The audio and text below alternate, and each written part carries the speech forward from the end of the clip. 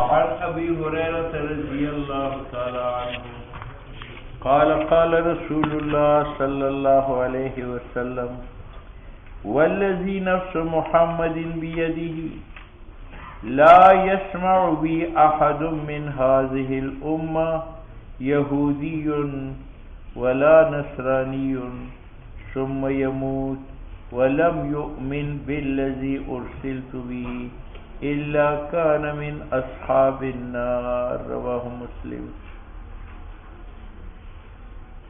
عن ابی ہریرہ رضی اللہ تعالیٰ عنہ قال، ابو ہریرہ سے ہیں وہ فرماتے ہیں قال رسول اللہ صلی اللہ علیہ وسلم، رسول اللہ صلی اللہ علیہ وسلم نے فرمایا والذی نفس محمد بیدہ، اس خدا کی قسم کہ محمد کی جان اس کے قبضے میں ہے، لا یسمع بی، نہیں سنے گا میری نبوت کے بارے میں احد، کوئی شخص اس امت سے، خواہ یہودی ہو یا عیسائی، اور سننے کے بعد وہ مرے اور ایمان نہ لائے بالذی، اس دین پر ارسلت بہ، جس کے ساتھ مجھے بھیجا گیا ہے، الا کان من اصحاب النار، مگر وہ اصحاب، یعنی جو آدمی میری رسالت کو سنے گا اور سننے کے باوجود مجھ پر ایمان نہیں لائے گا تو وہ کیا ہے، جنتی ہے یا دوزخی؟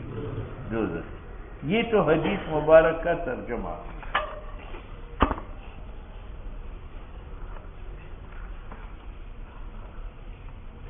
یہاں قاری نے ایک بات کی کہ والذی، اس خدا کی قسم، نفس محمد، کہ محمد کی جان بیدہ، اس کے ہاتھ میں.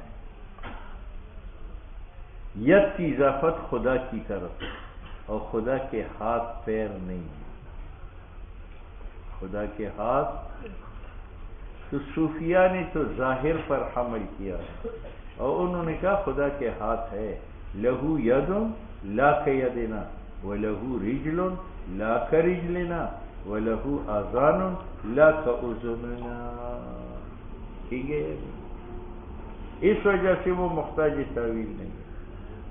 لیکن متکلمین حضرات خدا کو جسمیت سے اور اعضاء جسم سے پاک مانتے ہیں، تو وہ یک کا معنی کرتے ہیں وَالَّذِي نَفْسُ مُحَمَّدٍ بِقُدْرَتِهِ، بِقُدْرَتِهِ. ذکر ید کا ہے، مراد قدرت، اور علاقہ یہ ہے کہ ید سبب ہے اظہار قدرت کا، تو ذکر سبب ہے اور مراد مسبب. دو توجیہ. تیسری توجیہ جمہور علماء کی ہے کہ ید متشابہات میں سے ہے، ید اللہ فوق ایدی، قرآن میں بھی آیا ہے، یہ متشابہات میں سے ہے. اس کا معنی اللہ ہی جانتا ہے، ہمارا کام اس پر ایمان لانا. وما یعلم تاویلہ الا اللہ، بس ہمارا کیا کام ہے. والراسخون فی العلم یقولون آمنا بہ. ٹھیک ہے، تو قاری نے تین توجیحات ید میں کی. ایک توجیہ یہ ہے کہ صوفیاء اس کو ظاہر پر حمل کرتے ہیں اور وہ کہتے ہیں جیسے ہمارا ہاتھ ہے، خدا کا بھی ہاتھ ہے لیکن ہمارے ہاتھ کی طرح نہیں ہے، لہو ید لا کیدنا. دوسری تعویل اس نے کی ہے کہ ذکر سبب کا ہے جو ید ہے اور مراد مسبب ہے جو قدرت ہے. تو معنی یہ ہوا والذی نفس محمد بقدرتی، ید اور قدرت میں علاقہ سبب اور مسبب کا ہے. ٹھیک ہے. تیسری توجیہ جمہور علماء کی ہے کہ یہ متشابہات میں سے ہے، اور متشابہات کا معنی اللہ ہی جاتا ہے، ہمارا کام ہے اس پر ایمان لانا، اور قرآن سے اس کی تائید ہوتی ہے وما یعلم تاویلہ الا اللہ. بس آگے ہمارا کیا کام ہے والراسخون فی العلم یقولون آمنا بہ.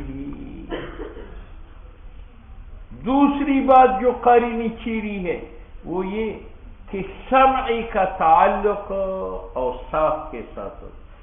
سمعت علمک، سمعت صوتک، علم و صوت یہ اب کی صفات میں سے ہے. تو سمعی کا تعلق صفات کے ساتھ ہے، ذات کے ساتھ نہیں ہے، اور یہاں ذات کے ساتھ ہے. لا یسمع بی، با کا مدخول یا یہ متکلم ہے اور یا یہ متکلم ذات پر ہے. ٹھیک ہے.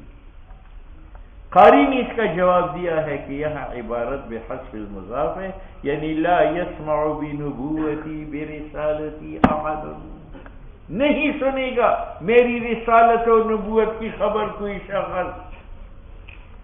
دو بات، من هذه الامہ، اس امت میں سے، اس آگے امت کا بیان ہے اور احد کا بیان ہے، خواہ یہودی ہو یا نصرانی. تیسری بات قاری نے یہ کی ہے کہ یہودی تو اس امت سے خارج ہے، عیسائی اس امت سے خارج ہے، تو پھر یہودین اور نصرانیین یہ اس امت کی تفسیر کیسی؟ تو قاری نے اس کا جواب دیا کہ امت دو قسم پر ہے. ایک امت اجابت، امت اجابت اس کو کہتے ہیں کہ حضور کے لائی ہوئی دین پر ایمان لائے، اور ایک امت دعوت. امت دعوت ان لوگوں کا نام ہے جن تک تبلیغ پہنچانے کے لیے حضور کو بھیجا گیا ہے. تو یہودی اور نصرانی اگرچہ امت اجابت نہیں ہے لیکن امت دعوت ہے، لہذا یہ تفسیر امت کا ہے، اور امت سے مراد امت دعوت ہے. بات سمجھ میں نہیں سنے گا میری رسالت کے بارے میں کوئی شخص اس امت سے، خواہ یہودی ہو یا نصرانی، ثم یموت، اور پھر وہ مرے، ولم یؤمن بالذی، اور ایمان نہ لائے اس دین پر، ارسلت بہ، جس کے ساتھ مجھے بھیجا گیا ہے، الا کان من اصحاب النار، مگر وہ دوزخی. آخری اعتراض قاری نے اس حدیث پر یہ کیسے معلوم ہوا کہ جو آدمی حضور کی نبوت کا سنے گا وہ ایمان نہیں لائے گا وہ جہنمی ہوگا، اور جو سن کر ایمان لائے گا وہ جہنمی نہیں ہوگا، خواہ وہ فاجر، فاسق، قاتل ہو. ٹھیک ہے. حالانکہ گناہگار تو جہنم میں جا سکتا ہے، اور یہاں جہنم کو خاص کیا گیا کفار کے ساتھ. قاری نے اس کا جواب دیا ہے کہ نار سے مراد نار مؤبد ہے، یعنی الا کان من اصحاب النار المؤبدہ، جو مجھ پر ایمان نہیں لائے گا وہ صاحب ہوگا نار مؤبد کا، اور جو ایمان لائے گا خواہ وہ چرسی بنگی کیوں نہ ہو وہ نار مؤبد میں نہیں جائے گا. نار میں اگر گیا بھی تو وقتی طور پر، تو نار سے مراد نار مؤبد ہے. سنتے ہو. وعن ابی موسیٰ اشعری، لو بھئی